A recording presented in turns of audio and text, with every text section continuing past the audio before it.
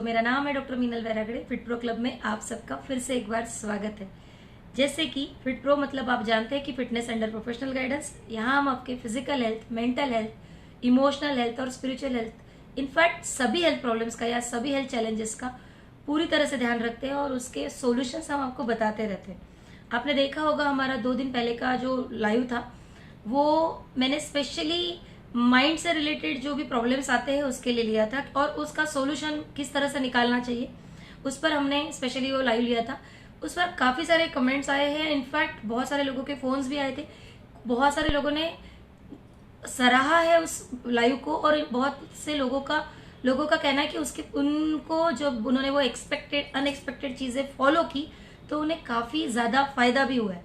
In fact मैंने तो कहा है कि 21 डेज का आप चैलेंज लीजिए और कोशिश कीजिए कि उसे अगर आप 21 दिन तक फॉलो करते रहे तो 21 दिन में आपके माइंड एंड बॉडी को उन सब चीजों की इतनी आदत हो जाएगी कि डेफिनेटली उसके बाद आपको लोगों के बिहेवियर की वजह से प्रॉब्लम आना बंद हो जाएगा। मैंने इन सब कमेंट्स की वजह से, इन सब फोन कॉल्स की वजह से एक चीज सोची कि क्यों ना ये जो मंथ है, द मंथ ऑफ अप्रैल, इसमें जितने भी लाइव्स हो उसमें हम लोग सिर्फ और सिर्फ माइंड से रिलेटेड सेशन ले, ताकि जैसे हमने हेल्दी तो रहना ही चाहिए, हेल्दी बॉडी रहनी चाहिए, लेकिन उसके साथ साथ माइंड भी हमारा हेल्दी होना चाहिए। तो अगर हमें हेल्दी रहना है तो माइंड भी हेल्दी रहे तो हम डेफिनेटली और ज्यादा अच्छे से रह पाएंगे। उस हेल्दी माइंड के लिए मैं क्या कर सकती हूँ वही मैं अभी आपको बताने वाली हूँ। तो दोस्तों, मैं आपको ये बताना चाहती हूँ, आज के टॉपिक में मैं आपको कुछ गिफ्ट आपके लिए लेकर आई हूँ और कुछ चीजें जो मैं आपको समझाना चाहती हूँ। देखिए, बहुत बार ऐसे होता है सामने वाला हम पे बिना वजह से गुस्सा कर देता है या सामने वाला हम पे बिना वजह से चिढ़ जाता है, उसकी इरिटेबिलिटी बिना वजह से बढ़ जाती है। बहुत बार हम सोचते रहते हैं कि यार मैंने ऐसा क्या कह दिया कि जिसकी वजह से इसे इतना बुरा लगा या ये इतना चिढ़ गया। या कभी कभी ऐसे होता है कि हमारी छोटी छोटी बातों पे कोई बहुत ज्यादा हंसने लगता है, कोई हमारी छोटी छोटी बातों पे एकदम गुमसुम सा हो जाता है, उसे बुरा लगने लगता है, कोई रोने लगता है और हम समझ नहीं पाते कि ऐसा क्या हुआ या मेरी क्या गलती हुई। इस वक्त इस वीडियो में या इस लाइव में मैं आपको सिर्फ ये चीज बताना चाहती हूँ कि बहुत बार लोगों के जो बिहेवियर्स होते हैं वो आपको ये बता सकते हैं कि लोग ऐसा क्यों बिहेव कर रहे हैं। और अगर आप उसे समझ पाए, जैसे समझ लीजिए किसी को कोई बहुत ही एंजाइटी में है, ये मुझे कैसे पता चल जाएगा? कोई एंजाइटी में ये मुझे पता चलेगा अगर बार बार उसका हाथ हिल रहा है, बार बार वो ऐसे ऐसे कर रहा है या बार बार लंबी लंबी सांस ले रहा है या हिल रहा है या हाथ हिला रहा है, पाँव हिला रहा है, शोल्डर हिला रहा है, बालों को ऐसे कर रहा है या ऐसे ऐसे कर रहा है, ऐसे ऐसे कर रहा है, कुछ ऐसी एक्टिविटीज जो वो कंटिन्यूअसली कर रहा है। तो इन सब चीजों में हमें पता चल जाता है कि पेशेंट बहुत ज्यादा एंशियस हुआ है। पर जैसे ही, लेकिन क्या होता है कि वो जो एंशियसनेस है वो कहाँ है? वो उसके कोर में है। समझ रहे हैं आप मेरी बात? वो उसके कोर में, मतलब वो उसके मन में कहीं दबा हुआ है, लेकिन वो आपको या किसी और को ये बताना नहीं चाहता है। उसका मतलब जो उसकी एंजाइटी या उसका स्ट्रेस है वो उसे किसी को शो नहीं करना है, लेकिन बॉडी की वजह से वो एंजाइटी शो हो जाती है। अब आप कहेंगे माइंड की एंजाइटी बॉडी की वजह से क्यों शो होती है? तो मैं आपको ये भी समझा देती हूँ। हमारी बॉडी और हमारा माइंड ये एक ही यूनिट है। बॉडी और माइंड एक साथ ही काम करते हैं। अब आपको मैं एग्जाम्पल से ये प्रूव करके दिखा सकती हूँ। अगर आप बहुत ज्यादा एक्सरसाइज कर रहे हैं, जैसे आप सुबह उठे और आज आपने बहुत ज्यादा एक्सरसाइज की, तो होता क्या है? एक्सरसाइज किसने की? एक्सरसाइज तो बॉडी ने की, लेकिन क्या आप जानते हैं कि उस एक्सरसाइज के बाद आप 20 मिनट का वॉक कर लीजिए, उस एक्सरसाइज के बाद आपका माइंड दिन भर फ्रेश रहेगा। है ना माइंड के साथ बॉडी कनेक्टेड? उसी तरह से अगर आपके किसी रिलेटिव ने या किसी फ्रेंड ने आपको कुछ बुरा भला बोल दिया, किसी ने कुछ कह दिया, तो क्या होता है? माइंड में बुरे बुरे ख्याल आने लगते हैं या माइंड में इरिटेबिलिटी आ जाती है या एक फियर सा आ जाता है या गुस्सा आ जाता है, एंगर आ जाता है। तो क्या होता है? हम अचानक से, जैसे जो भी हम काम कर रहे हैं वो उसकी वर्किंग कैपेसिटी हमारी कम हो जाती है या हमारी बॉडी लूज लगने लगती है, हम लोग काम नहीं कर पाते। ये क्यों हुआ? ये माइंड की वजह से हुआ। ये एग्जाम्पल से ये प्रूव होता है कि माइंड एंड बॉडी बिल्कुल एक दूसरे से जुड़ी हुई है। तो मैं अभी आपको थोड़ी देर पहले बता रही थी कि अगर माइंड में, उसके माइंड में, जो भी पर्सन है उसके माइंड में बहुत ज्यादा एंजाइटी है या कोई स्ट्रेस है, तो उसकी बॉडी कंटिन्यूअसली ट्रेमर करेंगी, स्ट्रेस में हिलता डुलता। आपने देखा होगा बहुत बार लोगों को बैठने के बाद ऐसे पाँव हिलाते रहने की, घुटनों के साथ पाँव हिलाते रहने की आदत होती है। तो ये जो चीजें होती है ये क्यों होती है? ये चीजें हो रही है माइंड में जो भी पैटर्न बने हैं या माइंड में जो भी बिलीव्स बने हैं उससे बॉडी शो कर रही है सामने। तो मेरा आज का टॉपिक ये है कि अगर आप सामने वाले के बॉडी के सिम्टम्स से ये जान पाए कि उसके माइंड में या उसके कोर में एकदम इनर मन में कह सकते हैं या हार्ट में उसके क्या चल रहा है, ये अगर आप जान पाए तो आप डेफिनेटली उसके हिसाब से उससे बात कर सकते हैं। जैसे समझ लीजिए, जैसे आज अभी थोड़ी देर पहले जो एक पेशेंट आया था जो कंटिन्यूसली जिस तरह से हिल रहा था, जैसे ही मैंने उससे पूछा, जबकि वो आए किसी और कंप्लेंट्स के लिए थी, लेकिन उसका एंशियसनेस, उसे कोई स्ट्रेस है या उसे कोई एंजाइटी है, ये मैंने जैसे ही उसे पूछा वो एकदम से रोने लगी और रोते रोते फिर उसने इतनी सारी चीजें बता दी। और जब वो मेरे चेंबर से बाहर गई हार्डली 15 से 17-18 मिनट में, तो मेडिसिन लेने से पहले ही उसे अच्छा लगने लगा था, जबकि मैंने तो उसे कोई समझाया भी नहीं, मैंने सिर्फ उससे पूछा था। समझ रहे हैं आप लोग इसका? अब ये तो हुआ मैं प्रोफेशनल हूँ, मेरा प्रोफेशन में मुझे ये काम में आता है, लेकिन अगर आप ये चीजें 2-4-5 चीजें भी अगर आप ये समझ जाए तो क्या होगा कि आपके रिलेशंस लोगों के साथ इंप्रूव होने लगेंगे। आपके अराउंड जो लोग हैं उनके साथ अगर आपके रिलेशंस इंप्रूव हो गए तो डेफिनेटली एक चीज होगी आपके साथ कि माइंड पे स्ट्रेस नहीं आएगा। अदरवाइज क्या होगा कि सामने, और जैसे अगर आप उसे बहुत अच्छे से समझने लगे तो आप उसके शूज में जाकर उसे कोई सजेशन दे सकेंगे या उस हिसाब से उसके साथ बिहेव करेंगे, तो डेफिनेटली आपका रैपो अच्छे से जम जाएगा। रैपो जैसे ही जमेगा डेफिनेटली आपके रिलेशंस इंप्रूव हो जाएंगे, और रिलेशंस इंप्रूव हो जाएंगे तो आपकी छोटी मोटी गलतियां भी सामने वाला आपको माफ कर देगा। और रिलेशंस इंप्रूव हो जाएंगे तो माइंड में पीसफुलनेस या कामनेस आ जाएगी, जिसकी वजह से हेल्थ और ज्यादा इंप्रूव होगी। बस इसीलिए मैं चाहती हूँ कि आप लोगों के बिहेवियर से, फिजिकल बिहेवियर से या बॉडी के बिहेवियर से कुछ उनके अंदर के फीलिंग्स को, अंदर के बिलीव्स को जानना सीखें। जैसे मैंने एक बताया, हिलता डुलता हुआ बॉडी पार्ट एंजाइटी का या स्ट्रेस का मतलब स्ट्रेस उसमें होता है। या फिर जैसे मैं कहूंगी कि ऐसे बहुत से लोग होते हैं जिन्हें बहुत गुस्सा आता है, बहुत, हमेशा वो गुस्से में रहते हैं, हमेशा उन्हें गुस्सा आता रहता है। और जब भी ऐसे लोग अगर आपको मिलेंगे तो समझ लीजिए कि उससे प्यार की, उससे अप्रिसिएशन की बहुत ज्यादा जरूरत है, और उसके लाइफ में प्यार की कमी है, उसके लाइफ में अप्रिसिएशन की कमी है। उस अप्रिसिएशन की कमी की वजह से, उस प्यार की कमी की वजह से उसे बार बार गुस्सा आते रहता है। इनफैक्ट सिर्फ गुस्सा आना ही नहीं, जैसे उसने अपने लाइफ में कुछ पैटर्न्स बना रखे या कुछ बिलीव्स बना रखे, कुछ रूल्स बना रखे, वो रूल्स जैसे ही किसी ने तोड़े तुरंत उसे गुस्सा आने लगता है। उसके हिसाब से रोटी यहाँ परोसनी चाहिए, दाल यहाँ परोसनी चाहिए, सब्जी यहाँ परोसनी चाहिए, इस हिसाब से थाली चाहिए। अब ये कोई यूनिवर्सल रूल तो है नहीं, लेकिन उसने रूल बना लिया, वो उसका रूल ब्रेक हुआ, किसी ने भी, कोई भी हो, उसकी वाइफ, उसकी मम्मी, उसकी बहन या उसके फ्रेंड ने, इवन होटल के वेटर ने भी अगर गलत खाना परोसा तो वो उस पर भी गुस्सा कर सकता है। और अगर आपके अराउंड कोई ऐसा पर्सन है जिसे इस तरह से गुस्सा आता है तो डेफिनेटली कोशिश कीजिए कि आप उससे शांति से, प्यार से बात करें। वो पर्सन पूरी तरह से आपका होके रह जाएगा, और क्या होगा कि उसके बाद हो सकता है कि उसका पैटर्न भी चेंज हो जाए, और अगर उसे आपसे या किसी और से भी प्यार मिलने लगे तो उसका एंगर डेफिनेटली कम हो जाएगा। उसी तरह से मैं बहुत बार देखती हूँ कि कुछ लोग बहुत ही एबनॉर्मल तरीके से खाते रहते, मतलब सुबह लंच भी कर लिया, फिर भी सुबह ब्रेकफास्ट भी कर लिया, उसके बाद भी लंच के और ब्रेकफास्ट के बीच में उन्हें भूख लग जाएगी, फिर समझ लो उसके बीच में कुछ खा लिया, फिर लंच भी कर लिया, फिर से इवनिंग स्नैक्स और लंच के बीच में उन्हें कुछ ना कुछ खाने को चाहिए। और अगर उन्हें पूछते हैं हम लोग कि आपको भूख लगी है, कि अगर उनके लिए कुछ ऑर्डर दे रहे या उन्हें ऑफर कर रहे, तो कहते हैं नहीं भूख नहीं लगी है। लेकिन होता क्या कि जैसे उन्हें परोसो वो खा लेते और कहते हैं कि मेरा पेट भर गया है, पेट यहाँ तक भरा, गले तक भर गया, लेकिन फिर भी अगर कोई चीज उनके सामने आ जाए तो खा लेते और कंटिन्यूसली खाते रहते। बहुत बार ऐसे होता है कि सोते समय वो मोबाइल हाथ में लेंगे और कंटिन्यूसली कुछ ना कुछ खाते रहेंगे। जैसे ही उन्हें लगता है, उन्हें जैसे याद आता है कि 2 घंटे हो गए मुझे खाना खा के, या 2 घंटे हो गए मुझे कुछ करके, तो वो फिर से कुछ ना कुछ खाने लगते। ये जो लोग होते हैं जिसे हम लोग बिंज ईटिंग भी बोलते हैं, जनरली ओबेसिटी का ये बहुत मेन कारण होता है। हम हमेशा कहते हैं कि ऐसे लोग अगर आपके अराउंड है तो हमेशा देखिए कि क्या परेशानी है उन्हें। हो सकता है वो अपने फैमिली मेंबर्स की वजह से, या फ्रेंड्स की वजह से, जॉब की वजह से, या डेली रूटीन की वजह से थोड़े से परेशान हो, जिसकी वजह से, और उस परेशानी का या उस स्ट्रेस को वो एक्सप्रेस नहीं कर पा रहे हो, उस वजह से जनरली लोग इस टाइप के लोग ना शॉपिंग भी बहुत करते हैं विदाउट रीजन, कोई कारण हो या ना हो फिर भी वो कुछ ना कुछ खरीदते रहते। इस तरह से मतलब ऐसा अगर आपको कोई दिखता है तो देखिए कि उन्हें परेशानी एग्जैक्टली क्या है, कोशिश कीजिए जानने की। अगर उस परेशानी को आप दूर कर सकते तो वेल एंड गुड, नहीं कर सकते एटलीस्ट आप उस परेशानी में उन्हें साथ भी दे पाए, तो भी वो पर्सन आपका दीवाना हो जाएगा, या इतने अच्छे बॉन्डिंग है, इतने अच्छे रिलेशंस आपके उसके साथ तैयार हो जाएंगे, या आई कैन से मतलब बॉन्डिंग इतना अच्छा हो जाएगा कि अगर, और खास करके वो पर्सन अगर आपके अराउंड का है, आपके सराउंडिंग में का है, तो क्या होगा कि जितना हमारे सराउंडिंग में लोग हैप्पी रहेंगे आपसे, उतना आपका भी मेंटल हेल्थ एक अलग लेवल पे जाएगा, और मेंटल हेल्थ जाएगा तो फिजिकल हेल्थ तो जाएगा ही।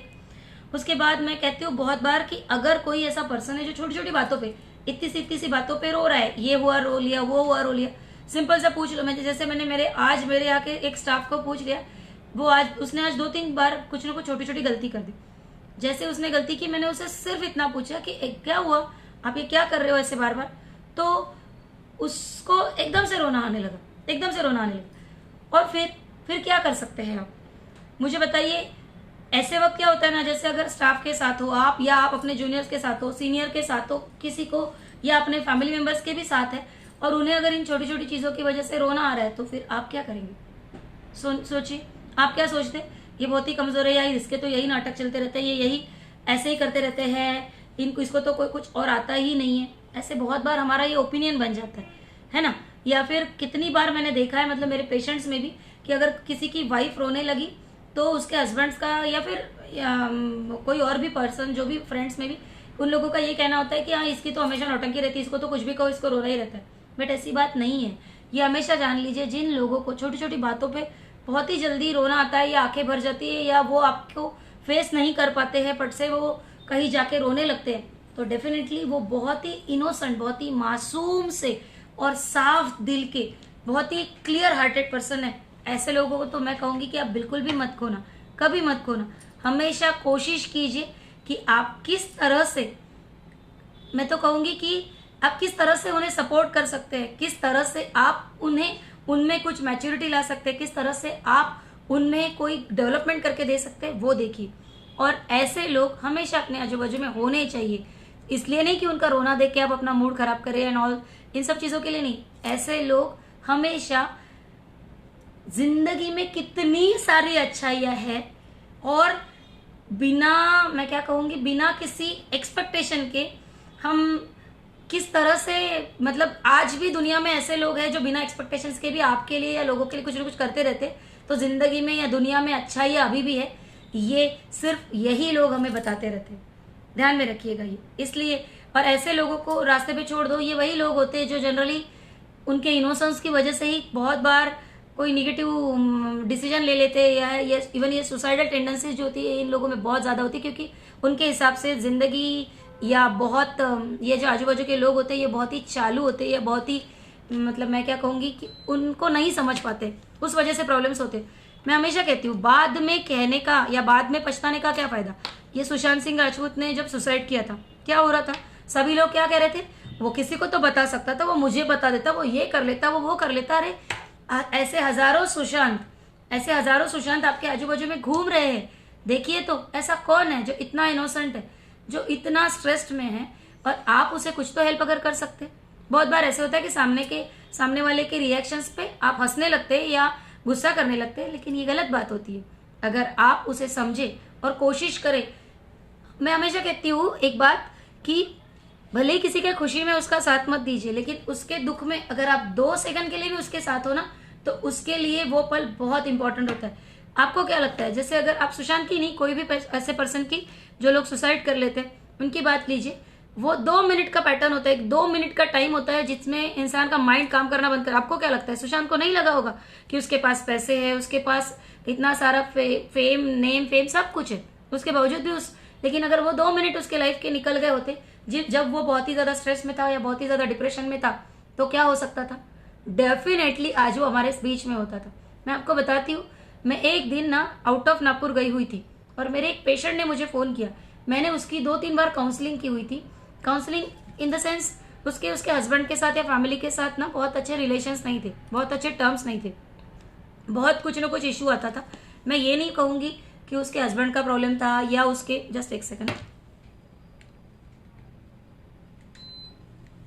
सॉरी, मैं ये नहीं कहूंगी कि उसके हस्बैंड का प्रॉब्लम था या उसके घर के किसी का प्रॉब्लम था, लेकिन वो बहुत ही क्यूट सी इनोसेंट सी लेडी थी।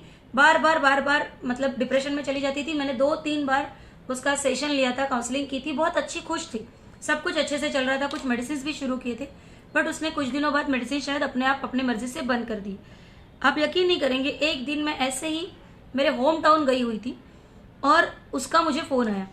फोन, और मैंने उसे कहा था अगर आपको कभी भी कोई भी प्रॉब्लम होता है, इनफैक्ट उसे ये भी कहा था मैंने कि मेडिसिन बंद मत करो। बहुत बार क्या होता है ना कि लोग अपनी मर्जी से मेडिसिन बंद कर देते हैं, या कभी कभी ऐसे होता है कि जैसे उन्हें अच्छा लगने लगा तो लोग सोचते हैं कि क्या जरूरत है अभी, या मैं एकदम फ्रेश हूँ। या फिर जब अच्छे सोचने लगते हैं तो ये स्ट्रेस वाले लोगों का एक प्रॉब्लम ये भी होता है कि कभी एकदम इतने खुश रहते हैं कि भूल जाते हैं कि ये मेडिसिन या किसी से विजिट करना है या कुछ करना है। खैर, ये अपना टॉपिक नहीं है डिस्कशन का टॉपिक ये है कि जब मैं बाहर थी तब उसका मुझे फोन आया कि मुझे ना बिल्कुल अच्छा नहीं लग रहा है, मैं नहीं चाहती कि मैं जिंदा रहूं, मैं चाहती हूँ कि मैं मर जाऊं, बस मैं बिल्कुल कुछ भी अभी कुछ भी नहीं करना चाहती, और मैं इन सब चीजों की वजह से बहुत परेशान हो चुकी। इस तरह से उसने एक दो वर्ड्स बोले थे, लेकिन एक दो सेंटेंसेस बोले थे। उसमें उसने ये सेंटेंस बोला था कि अब मैं जीना ही नहीं चाहती। और इतना इतना डीपनेस, इतना इस तरह का टोनिंग था उसके उस लैंग्वेज का, एकदम ऐसे सैडनेस, एकदम रोते हुए उसने ऐसे डीप थॉट्स में थी वो, और उस वक्त उसने ऐसे बोला था मुझे। ड्राइव कर रही थी मैं एकदम सोचने लगी अब मैं क्या करूं। मैंने थोड़ी गाड़ी साइड में लगाई और मैंने उसे कहा कि क्या हुआ, तो जोर जोर से रोने लगी। पर अब मैं सोच रही थी कि गाड़ी चलाते वक्त मैं उसे क्या कहूंगी। बोलने लगी कि मुझे कुछ नहीं करना है, मुझे अभी कुछ आपका सुनना नहीं, आप मुझे अभी कुछ समझाओ मत। मैंने बोला ठीक है, कोई बात नहीं, नहीं समझाते, लेकिन एक काम करो तुम, मैं ना थोड़ी देर में हॉस्पिटल में पहुंच रही हूँ, तुम हॉस्पिटल आ जाओ, मैं हॉस्पिटल में तुमसे मिलती हूँ। मरना हो तो मर सकती हो, जो करना है कर सकती हो, मैं कुछ बोल नहीं रही हूँ तुम्हें, लेकिन पहले तुम्हें मुझसे एक बात करनी है, क्योंकि 2-3 क्वेश्चन से तुम मर वर गई तो मेरे दिमाग में तो क्वेश्चन चलते रहेंगे। तो बोल रहे थे कि पूछ लो आप मुझे कि क्या क्वेश्चन पूछने हैं आपको। मैंने बोला नहीं, मैं इस वक्त नहीं पूछ सकती, मैं हाईवे पे हूँ, ड्राइव कर रही हूँ, तुम कहो तो मैं वीडियो कॉल करके दिखा देती हूँ। नहीं बोले मुझे आपके भरोसा है। मैंने कहा लेकिन मैं नहीं चाहती कि वो क्वेश्चंस मेरे दिमाग में कंटिन्यूसली रह जाए, तो हम इतने इतने बजे मिलते हैं, और उतने बजे मिलकर तुम मुझे मेरे क्वेश्चंस के आंसर दे देना, बाद में तो तुम अपना प्रोग्राम जो मर्जी बना सकती हो। तो उसने नहीं बोले आप मुझे लेकिन आप मुझे समझाएगी नहीं और आप मुझे पटाएंगे नहीं, अभी मैं बहुत थक चुकी हूँ, अब मुझे कुछ नहीं करना है। ऐसे उसने जिस तरह से बोला, मैंने बोला ठीक है कोई बात नहीं, मैं तुझे नहीं समझाऊंगी, कोई इश्यू नहीं। दिल तो कर रहा, उसके बाद मैंने उसका फोन रख दिया। 10 मिनट तक मैं उसी रास्ते पे रुकी रही। दिल तो कर रहा था कि नहीं जाऊँ आगे, कुछ भी नहीं करूँ, लेकिन मैं मंदिर से बिल्कुल जस्ट हार्डली 5 मिनट की दूरी पर थी। हम हमारे होम टाउन में दर्शन के लिए गए थे और मेरे साथ मेरी फैमिली भी थी। तो मैं वहां पर गई, मंदिर में दर्शन किए, भगवान से उसके लिए प्रार्थना भी की। आप यकीन नहीं करेंगे, ये बात होगी तकरीबन 2-2:30 बजे की। मैं 5:30 बजे नागपुर पहुंच गई थी और 6 बजे वो मुझसे मिलने आई।